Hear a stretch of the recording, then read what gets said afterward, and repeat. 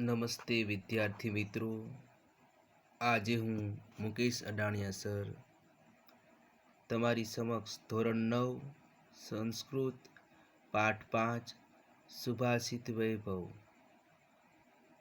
તેનું સંપૂર્ણ ભાષાંતર એકદમ સરળ સમજૂતી સાથે લઈને આવી રહ્યો છું. વિડીયો પૂરું જોવાનું ભૂલતા નહીં. બધા જ લોકો માત્ર એક જ વિડીયોમાં આપી દીધેલા છે. નમસ્તે વિદ્યાર્થી મિત્રો, તો આપણે હવે શ્લોકોની શરૂઆત કરીએ.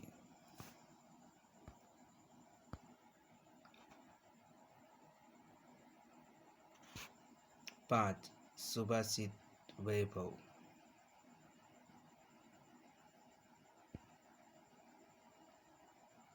સંસ્કૃત સાહિત્યના અમૂલ્ય મોતી સ્વરૂપ સુભાષિતોનો સંગ્રહ.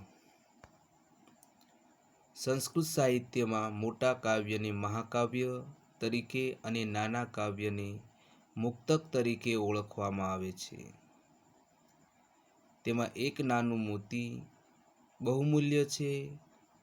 તેમાં આવા નાનકડા મુક્તકો પણ બહુમૂલ્ય છે. આવા મુક્તકો સુભાષિત હોય છે. સંસ્કૃત સાહિત્યનો આ સુપરિચિત અને સુલલિત કાવ્ય પ્રકાર પોતાના 4 ચરણોમાં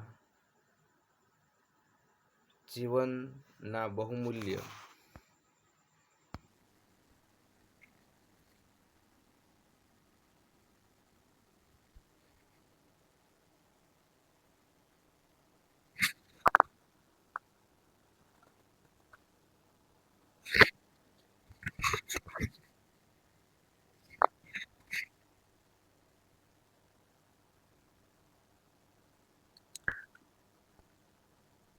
પાથેને કલાત્મક રીતે પીરસી દેવાથી એક આગવી વિશેષતા ધરાવે છે. આ સુભાષિતમાંથી આદર્શ જીવન અને ડહાપણનો બોધ પ્રાપ્ત થાય છે. આવા કેટલાય બહુમૂલ્ય મુક્તકોનો સુભાષિતોનો સંગ્રહ કરીને આ પાઠ તૈયાર કરવામાં આવ્યો છે. પ્રસ્તુત પાઠમાં ચયન કરેલા સુભાષિતોમાં કોઈ એક વિભક્તિનો પ્રયોગને જોઈ શકાય છે. આવા વિભક્તિ પ્રયોગ એક બાજુ સુભાષિતોને શીખવા માટે ઉપયોગી થઈ પડશે, તો બીજી બાજુ તે સુભાષિતોમાં ઉપદેશેલા પાઠકના ગુણ, ચલાયમાન જગતના કીર્તિ, ચિરંજીવિતા, સર્વ પાપોનું મૂળ, સ્વજન અને સાચા મિત્રની પરખ, તેમજ સજ્જન અને દુર્જનની લાક્ષણિકતાઓ જેવી બાબતોનો આકારિત કરી આપીને આ સુભાષિતો તમારા વ્યક્તિત્વને ઉજ્જવળ અને ચારિત્ર્યવાન બનાવવા માટે પૂરતી પ્રેરણા આપશે. હવે આપણે પહેલા શ્લોકથી ચાલુ કરી લઈએ.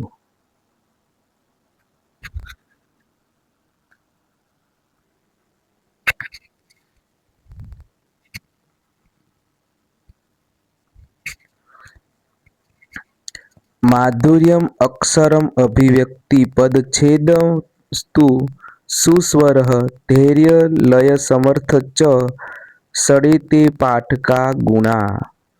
માધુર્યમ એટલે મધુરતા. અક્ષર અભિવ્યક્તિ એટલે અક્ષરોની અભિવ્યક્તિ. પદચ્છેદ પદોનું વિભાજન. સુસ્વર સારો સ્વર. ધૈર્યમ ધીરજ. લય સમર્થનમ યોગ્ય લય સાથે. ષટ એતે આ 6 પાઠકા ગુણા એટલે કે પાઠકના ગુણો. તો હવે આપણે એનું ગુજરાતી કરીએ. મધુરતા અક્ષરની અભિવ્યક્તિ, પદોનું વિભાજન સારો સ્વર. ઉપરની લાઈન આખી પૂરી થઈ ગઈ. હવે નીચેની લાઈનથી ચાલુ કરીએ. ધીરજ અને યોગ્ય લય આ 6 વાચકના એટલે કે પાઠકના ગુણો છે. તો ફરીને બોલું છું. મધુરતા, અક્ષરોની અભિવ્યક્તિ, પદોનું વિભાજન, સારો સ્વર, ધીરજ અને યોગ્ય લય આ 6 પાઠકના ગુણો છે. પાઠક એટલે વાચક. હવે આપણે શ્લોક નંબર 2 જોઈએ.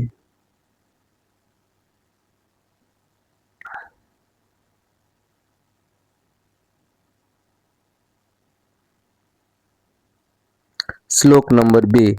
ચલમ વિત્તમ ચલમ ચિત્તમ ચલે જીવત યૌવને ચલમ અચલમ ઇદમ સર્વ કીર્તિ એવ હિ જીવતી. વિત્તમ એટલે ધન, ચલમ એટલે ચંચળ એટલે કે ધન ચંચળ છે. ચિત્તમ એટલે કે મન, જીવતી યૌવને જીવન અને યુવાની. અહીંયા આપણે સમાસ બન્યો છે દ્વંદ્વ. ઇદમ સર્વમ, ઇદમ એટલે આ, સર્વમ એટલે બધું. કીર્તિ એટલે કીર્તિ, એવ એટલે જ, જીવતી એટલે જીવે છે. ગુજરાતી કરીએ આપણે હવે.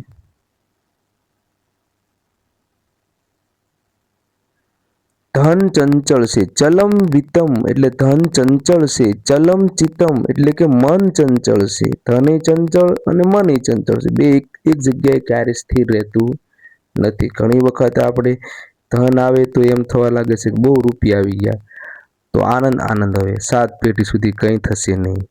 પણ ધન એ એક જગ્યા ઉપર કાયમ રહેતું નથી. ત્રીજું કીધું જીવન અને યુવાની ચંચળ છે. જીવન પણ ચાલુ જ જવાનું છે, ત્યાં ઊભું નથી રહેવાનું. અને યુવા અવસ્થા પણ ચાલી જવાની છે, એ પણ ઊભી રહેવાની નથી. હવે આ પહેલી પંક્તિ પૂરી થઈ, બીજી પંક્તિનું ભાષાંતર ચાલુ કરીએ. ઇદમ સર્વમ ત્યાંથી આપણે લઈએ. આ બધું, ઇદમ સર્વમ એ પહેલા લઈ લઈએ. ઇદમ સર્વમ આ બધું, ચલા અચલમ આ બધું આવજા કરનારું છે. આ બધું આવજા કરનારું છે. ખરેખર, હિ એટલે ખરેખર, કીર્તિર એવ જેની પાસે કીર્તિ છે, જીવતી તે જ જીવે છે. કીર્તિ જ જીવે છે. જેની પાસે કીર્તિ છે તે જ જીવે છે. શ્લોક નંબર 3 ચેક કરી લઈએ. મક્ષિકા વ્રણમ ઇચ્છન્તિ ધનમ ઇચ્છન્તિ પાર્થવા નિચ્ચા કલહમ ઇચ્છન્તિ શાંતિમ ઇચ્છતિ સાધવ. અહીં પણ આપણને ખબર પડે છે કે અન્ય પુરુષનું બહુવચનના રૂપો અહીંયા જોવા મળે છે. અન્ય પુરુષ બહુવચનના રૂપો. મક્ષિકા માખીઓ, વ્રણમ એટલે ઘા જખમ, ઇચ્છન્તિ એટલે ઈચ્છે છે, પાર્થિવા એટલે રાજાઓ, નીચા એટલે કે નીચા પ્રકારના લોકો, કલહ એટલે કે ઝઘડો, સાધવ એટલે કે સજ્જનો. માખીઓ જખમ ઈચ્છે છે. મક્ષિકા વ્રણમ ઇચ્છન્તિ એટલે કે માખીઓ જખમ ઈચ્છે છે. ધનમ ઇચ્છતિ પાર્થવા રાજાઓ ધન ઈચ્છે છે. નીચા કલહ ઇચ્છતિ નીચા પ્રકારના લોકો ઝઘડો ઈચ્છે છે. શાંતિમ ઇચ્છન્તિ સાધવા સજ્જનો શાંતિ ઈચ્છે છે. તો સરસ મજાનો શ્લોક છે. માત્ર નામ જ યાદ રાખો, પાછળ બધું ઈચ્છે છે, ઈચ્છે છે, ઈચ્છે છે, ઈચ્છે છે. માખી ખબર છે આપણને કે માખી ઘા દે છે, ડંખ જ મારી દે. રાજા હોય એને ધન સિવાય બીજો વિચાર ન આવે. અને જે હલકા પ્રકારના લોકો હોય, ખરાબ લોકો હોય, એમને ઝઘડા સિવાય બીજું ન સૂચે. અને જે સજ્જનો હોય છે એમને શાંતિ સૂજે છે.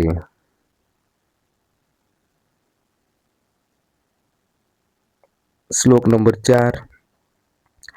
ગાયો ગંધેન પચ્છન્તિ વેદે પચ્છન્તિ બ્રાહ્મણા ચારે પશ્યન્તિ રાજન ચ ચક્ષુ અભિતેર્મહે જનાહ. ગાવ એટલે કે ગાયો, ગંધેન એટલે ગંધ વડે, પચ્છન્તિ એટલે જુએ છે, વેદે એટલે વેદો વડે, રાજન એટલે રાજાઓ, ચારે એટલે ગુપ્તચરો વડે, ઇતરે જના એટલે બીજા લોકો, ચક્ષુભ્યામ એટલે બે આંખો વડે, ઇતરે એટલે બીજા લોકો, ચક્ષુભ્યામ એટલે કે બે આંખો વડે. રાજન ચ સંધિ કેટલી મોટી થઈ? રાજા ન પછી પછી ચક્ષુ ભ્યામ અને ઇતરે એટલી બી સંધિ થયેલી જોવા મળે છે. ચાલો આપણે ગુજરાતી કરીએ. ગાવો ગંધેન પશ્યન્તિ, ગાયો ગંધ વડે જુએ છે. પશ્યન્તિ શબ્દ એટલે કે જુએ છે. બ્રાહ્મણા વેદે પશ્યન્તિ, બ્રાહ્મણો વેદ વડે જુએ છે. રાજા ચારે પશ્યન્તિ, રાજાઓ ગુપ્તચર વડે જુએ છે. ઇતરે જનાહ ચક્ષુભ્યામ પશ્યન્તિ, સામાન્ય લોકો એટલે કે બીજા લોકો, સામાન્ય લોકો બે આંખ વડે જુએ છે. તો અહીંયા પોતાનામાં રહેલી શક્તિ, જ્ઞાન એની વાત કરી છે કે લોકો શેના વડે જ્ઞાન પ્રાપ્ત કરેલા હોય છે એ પોતાની દુનિયાની અંદર જે પોતાની કળા છે એનો ઉપયોગ કરી શકે છે. પણ સામાન્ય લોકો કાંઈ એને માત્ર બે આંખો છે, બીજું કાંઈ દેખાતું નથી. બે આંખોથી જે દેખાય એનાથી વધારે કંઈ જોઈ શકતા નથી, એની વાત કરવામાં આવેલી છે. દારિદ્રાય ધનમ દેયમ જ્ઞાનમ દેયમ જડાય ચ પિપાસાયમ પાનીય શુદ્ધિતામ ચ ભોજનામ. દારિદ્ર એટલે ગરીબને, દેયમ એટલે આપવું જોઈએ, જડાય એટલે અજ્ઞાનીને, પિપાસા એટલે તરસ્યાને, પાનીયમ એટલે પાણી, શુદ્ધિતામ એટલે ભૂખ્યાને. દારિદ્રતાય ધનમ દેયમ, ગરીબને ધન આપવું જોઈએ. જડાય દેયમ જ્ઞાનમ, અજ્ઞાનીને જ્ઞાન આપવું જોઈએ. પિપાસાયમ પાનીયમ, તરસ્યાને પાણી, શુદ્ધાતાયમ ચ ભોજન, અને ભૂખ્યાને ભોજન આપવું જોઈએ. એટલે ગરીબને ધન આપવું જોઈએ, અજ્ઞાનીને જ્ઞાન આપવું જોઈએ, તરસ્યાને પાણી આપવું જોઈએ અને ભૂખ્યાને ભોજન આપવું જોઈએ. જેની જેવી પરિસ્થિતિ છે તેને એ વસ્તુ આપવી જોઈએ. દાખલા તરીકે જે ગરીબ છે તો એને ધનની જરૂર છે તો એને ધન આપો. અજ્ઞાની છે એને જ્ઞાનની જરૂર છે તો એને જ્ઞાન આપો. તરસ્યાને પાણીની જરૂર છે એને પાણી આપો. તરસ્યો માણસ આવ્યો ને ધન આપી દો કે આટલા રૂપિયા ખા વાપરજે, તો પૈસાની જરૂર નથી, એને શેની જરૂર છે? પાણીની, તો એને પાણી આપો. અને જે ભૂખ્યો લોકો આવ્યા છે તો એને ભોજન આપો. શ્લોક નંબર 6. લોભાત ક્રોધ પ્રભવતી, લોભાત ચ કામ પ્રજાયતે, લોભાત ચ મોહ ચ નાશ ચ લોભ પાપસ્ય કારણમ. લોભાત એટલે કે લોભથી, પ્રભવતી એટલે કે ઉત્પન્ન થાય છે, કામ એટલે કામના ઈચ્છા, પ્રજાયતે એટલે કે જન્મે છે, મોહ ચ નાશ મોહ અને નાશ, પાપસ્ય કારણમ એટલે કે પાપનું કારણમ. લોભ ક્રોધાત પ્રભવતી, પ્રભવતી એટલે કે ઉત્પન્ન થવું, પંચમી. લોભથી ક્રોધ ઉત્પન્ન થાય છે. લોભાત કામ પ્રજાયતે, લોભથી કામ જન્મે છે. લોભાત મોહ, લોભથી મોહ, ચ એટલે કે અને, નાશ એટલે કે નાશ થાય છે. લોભ પાપસ્ય કારણમ, લોભ એ પાપનું કારણ છે. લોભથી ક્રોધ ઉત્પન્ન થાય છે, લોભથી કામના જન્મે છે, લોભથી મોહ અને નાશ થાય છે. લોભ જ પાપનું કારણ છે. દુનિયાની અંદર જોઈએ તો લોભ કરવો જોઈએ ને માણસ માટે લોભ કરવાની ના પાડી છે વેદની અંદર. જે લોભ કરે છે એ જન્મૂળથી નાસીપાસ થઈ જાય છે. અહીંયા પણ એ જ કીધું કે દરેક પાપનું કારણ એ લોભ છે. એટલે લોભને મૂકી દો એટલે દુનિયામાં કંઈ પણ પ્રકારનું પાપ થશે નહીં. 7મો શ્લોક. તક્ષકસ્ય વિષમ દંતે મક્ષિકાય ચ મસ્તકે વૃશ્ચિકસ્ય વિષમ પુચ્છે સર્વાંગી દુર્જન તતઃ. તક્ષકસ્ય તક્ષકનું નાગનું, વિષમ એટલે ઝેર, દંતે એટલે દાંતમાં, મક્ષિકા એટલે માખીનું, મસ્તકે એટલે માથામાં, વૃશ્ચિકસ્ય એટલે વીછીનું, પુચ્છે એટલે પૂંછડીમાં, સર્વાંગે એટલે બધા અંગોમાં. તક્ષકસ્ય વિષમ દંતે, નાગનું ઝેર દાંતમાં હોય છે. મક્ષિકાય ચ મસ્તકે, માખીનું ઝેર મસ્તકમાં હોય છે. વૃશ્ચિકસ્ય વિષમ પુચ્છે, અને વીછીનું ઝેર પૂંછડીમાં હોય છે. દુર્જનસ્ય સર્વાંગે તતઃ દુર્જનસ્ય સર્વાંગે, પરંતુ દુર્જનનું ઝેર બધા અંગોમાં હોય છે. તો આ રીતે આપણે જોઈ લઈએ કે નાગનું ઝેર એના દાંતમાં હોય છે, માખીનું ઝેર એના મસ્તકમાં હોય છે, વીછનું ઝેર એની પૂંછડીમાં હોય છે, પરંતુ દુર્જન હોય છે એનું ઝેર એના બધા જ અંગોમાં હોય છે. કોઈ પણ પ્રકારનો સંબંધ દુર્જન સાથે બાંધવામાં આવે તો ખોટ જ જાય છે. આનો અર્થ એમ કહેવામાં આવે છે કે દુર્જન હારે કોઈ પણ પ્રકારનો સંબંધ બાંધવો જોઈએ નહીં. છેલ્લો શ્લોક આપણે હવે જોઈ લઈએ.